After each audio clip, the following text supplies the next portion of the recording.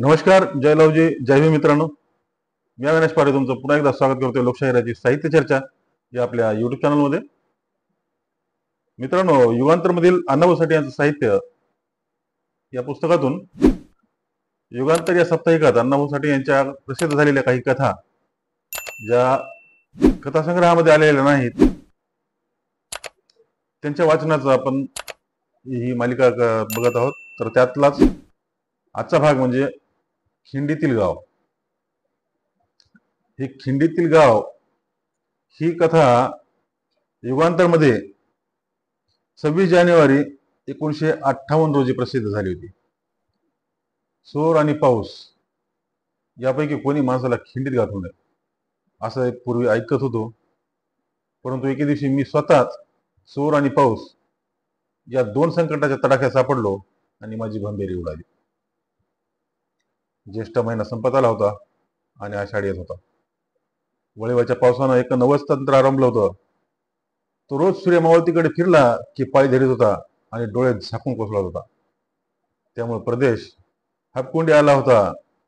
कैक ओढे दुथडी वाहत, कित्येक माणसं रानात अडकत, कित्येकांची ढोरं, कोणाचे मेंढर तेवढ्यात वाहून जात. यामुळे गुराखी पोरं, मेंढपाळ, वाटसरू हे दुपारच्या आत आपल्या घर जवळ करीत. मी पन्हाळगड सोडण्यापूर्वी दुपारच्या आत घर गाठणार असा निर्धार केला होता, कारण माझ्याजवळ अति तापड असं घोडं होतं.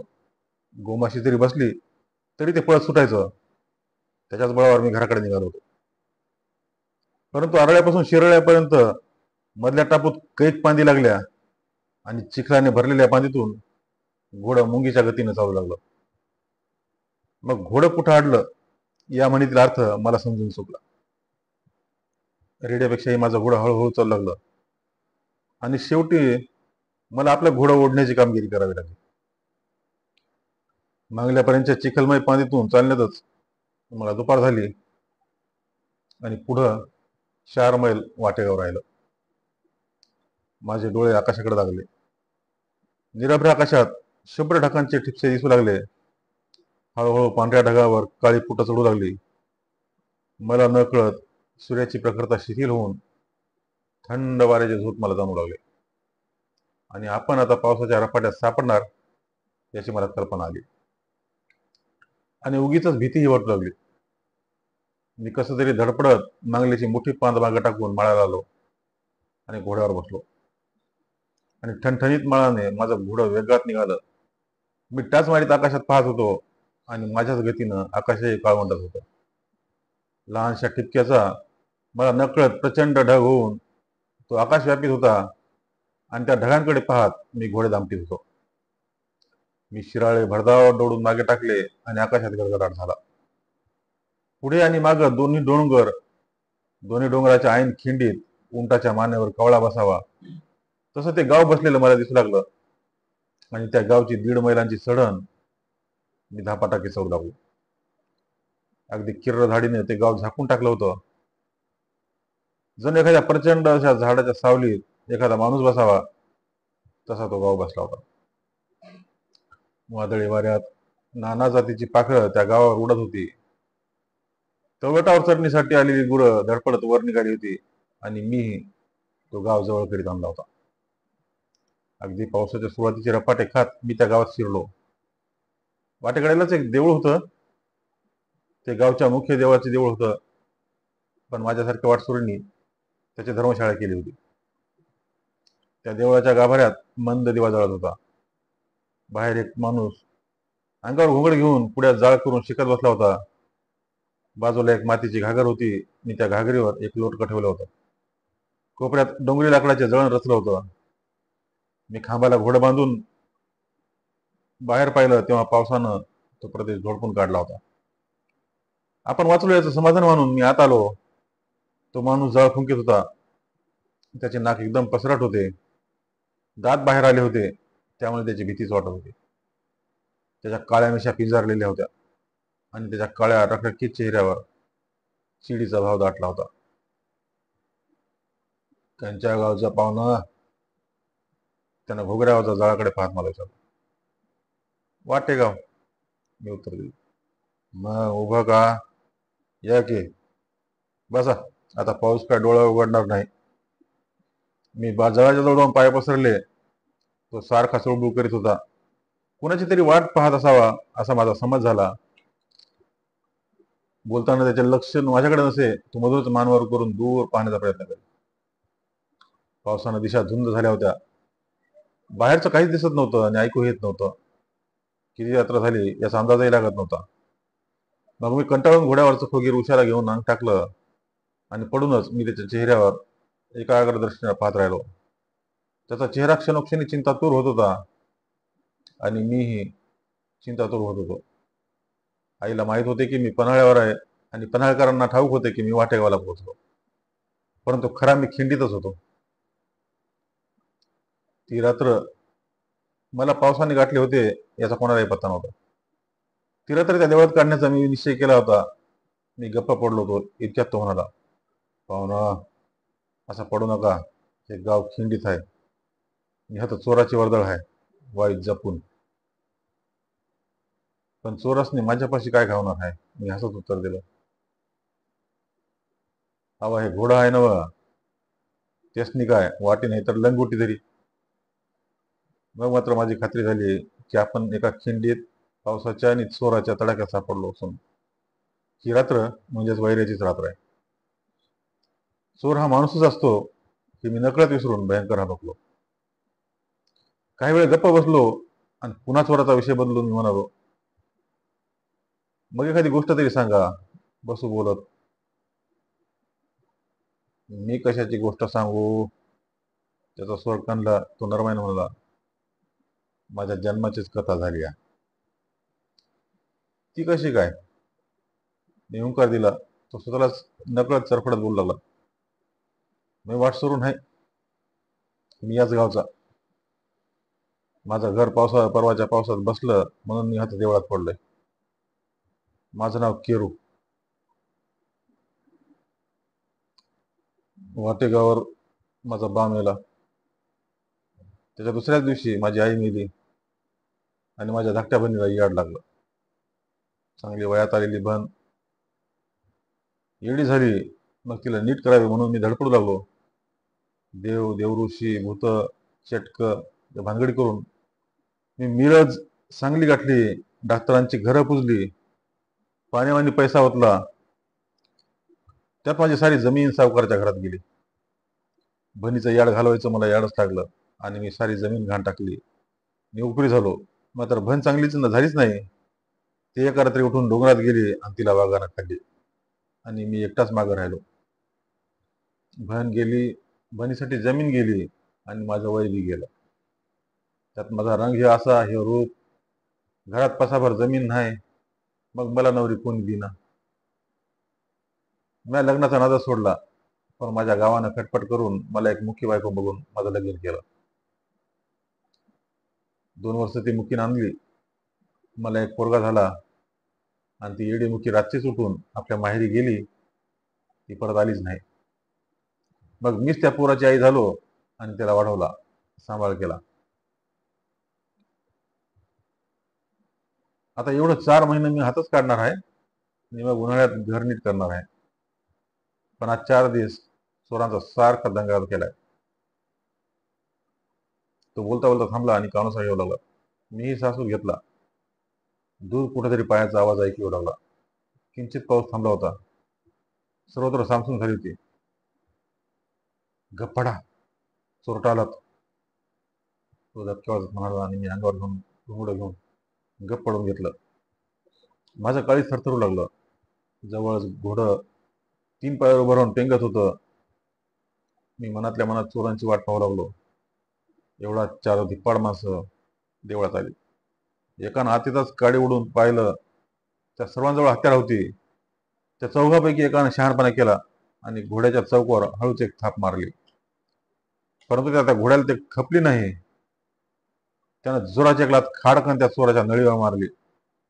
त्याबरोबर तो खाडकन खाली घाई पडला आणि माशाप्रमाणे तळमळू लागला. त्याच्या त्या 3 मित्रांनी त्याच्या काखेत हात घालून त्याला उभं केला. थोड्या वेळाने त्या चोराच्या पायातली कळ जाऊन त्याच्या डोकीत राग शिरला. त्यानं घोड्याचा पाय तोडण्यासाठी कुऱ्हाड फिरवली आणि पडूनच आपली कुऱ्हाड सरळ धरली. इतक्यात दुसऱ्याने त्या रागीट चोराचा हात धरला. काय करतोस हे घोडदळ मारून टाकतो. तो चोर हळूच म्हणाला, हिनं मला लात मारली. अरे पण ते उठल की, उठू दे, त्याला बी हाणायचा. छाछा, दंगा होईल. होऊ दे, माझा पाय भडवीच्याला मारतोच. अरे डोस आहे का तुला? दुसऱ्यानं टाकले. असं माणसाने घोडी मारायसाठी काय बाहेर पडलो नाही. जर हातावर दंगा झाला तर गाव जागा होईल. टीव्हीला पाय लावत पळा लागल. काय बी होऊ दे, मी ह्या घोड्याचा पाय तोडणार. सर माग. चोर अगदी वर्दळीवर आला आणि मी अंधारात त्याच्या त्या वर धरलेल्या घोड्यावर नजर ठेवून सज्ज झालो.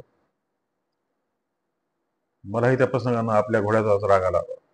विनाकारण त्यानं त्या चोराला लात मारून हे संकट स्वतःवर ओढून घेतलं होतं. डोळ्या देखत आपलं घोडं मारलं जात आहे हे पाहणं मला शक्य नव्हतं. म्हणून मी मनातल्या मनात घोड्याला शिवाय देत होतो आणि त्या चोरावर टपून होतो. आणि तो माझ्या घोड्याचा फक्त पाय तोडण्यासाठी टपला होता. त्याला पुन्हा दुसरा चोर म्हणाला, त्याचा पाय तोडून काय खायचा आहे का? दुसऱ्याला कोणा त्यानं परत लात मारू नये म्हणून मी त्याचा पाय तोडणार. तुम्ही मागा सरा. पुन्हा तो पुढं सरकू लागला. मग तिसरा म्हणाला, बरं आधी पोटाचं बघून येऊया, मग जाता जाता त्याचा पाय तोडून जाऊ. हे त्या शहाण्या चोराचं बोलणं त्या रागीट चोराला पटलं आणि ते सर्वजण परत येण्याच्या तयारीने निघून गेले. हे भुरटे चोर आहे ती, किरू म्हणाला. पण आता माझ्या घोड्याची काय वाट? मी म्हणालो, ती परत येणार. थांब, आता माझा गडी येईल. आता माझा गडी येईल हे ऐकून मला धीर आला. आम्ही दोन माणसं त्या चौघांचा प्रतिकार करू शकतो असं मला वाटलं. इतकेच किरू म्हणाला, आता आला. मी बावरून पाहिलं. किरून आकटी फुंकून मोठा जाळ केला आणि 7-8 वर्षाचं एक पोर देवळात आलं.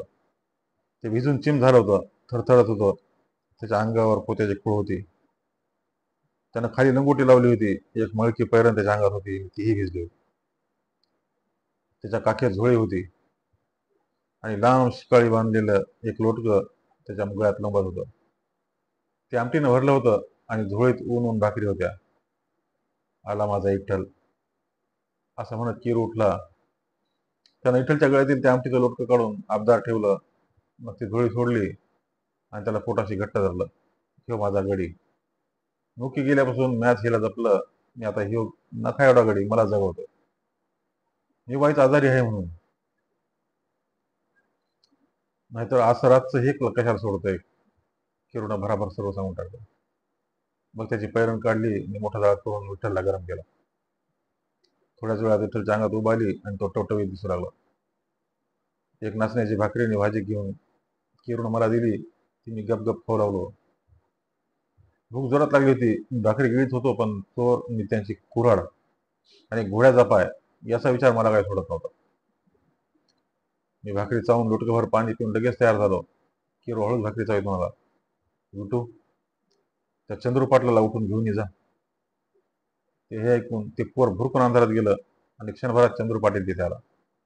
उंच सडसडीत चंद्रू फक्त लंगोट नेसला होता. तो येतच म्हणाला, काय का किरू नाना? अरे मर्दा, 4 चोरटा गावात आले ते. मग आता सांगतोस होय? मग काय करू? किरू म्हणाला. विठा विठा तर आता आला आणि ते चोरट परत येणार आहे. ते परत कशाला येतात ते आता? चंद्रू निराश झाला, पण भाकरीचा घास गिळत किरू म्हणाला, वाटेगावकराच्या घोड्यानं एकाला लात मारली. लातेचा टिपिरा तर घोड्याचा पाय तोडायचे परत येणार आहे. तू माणसं जमून तयार अस. चंद्रून चपळाईने निघून गेला आणि गळ्यात काडतुसाचे माळ आणि हातात डबल बॅरलची बंदूक घेऊन परत आला. त्याला गेरू गुरकून म्हणाला, एकटाच का तू? नाही, संधी आहे ती. बरं, पण कुणाला दणकू नका, मरल एखादा. किरू हुकून वाजत म्हणाला, मात्र पकडा. बरं, तुम्ही बिनघोरी पडा. चंद्रू म्हणाला, आम्ही समधी अंधारात आहे. असं म्हणून तो निघून गेला. मी पुढील प्रश्नाचा विचार करीत पडलो. घोड्याचा तुटका पाय पुन्हा पुन्हा माझ्या डोळ्यापुढे तरवळू लागला. जसजशी रात्र जात होती तसतसा तो भयान प्रसंग पुढे येत होता. सर्वत्र कसा तंग वातावरण होतं. हू का चू होत नव्हतं. विटू घोरत होता. किरू खाकरत बसला होता.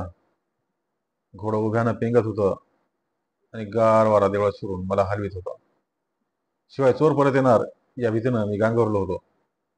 अंधारात बसलेले लोक खरंच बसले आहेत की झोपले आहेत याचा मला पत्ता नव्हता.